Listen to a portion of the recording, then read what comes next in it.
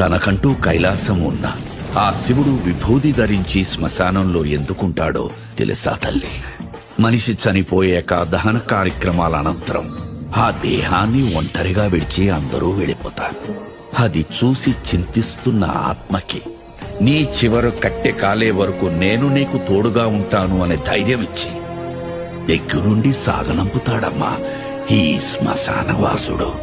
మరణంలో తోడుండే ఆ మహాశివుడు తన ప్రియ భక్తుడు ప్రాణాలు తీసుకెళ్లడానికి యమధర్మరాజు వచ్చినప్పుడు మార్కండేయుడు మృత్యుంజయ మంత్రం జపిస్తూ అక్కడున్న శివలింగాన్ని కౌగిలించుకున్నప్పుడు అదే శివలింగం నుండి ఉగ్ర రూపంలో వచ్చి మృత్యుదేవతకే మృత్యువు చూపించి మార్కండేయుడు ప్రాణాల్ని కాపాడిన మహామృత్యుంజయుడమ్మా. గంగ ఉధృతంగా భూమిపైకి ఎగసినప్పుడు ఈ భూప్రపంచం ఎక్కడ తల్లడిల్లిపోతుందో అని ఆ గంగని తన జటాజూటాలలో బంధించి ఈ భూమండలాన్ని కాపాడిన జటాధరుడమ్మా ఈశ్వరుడు.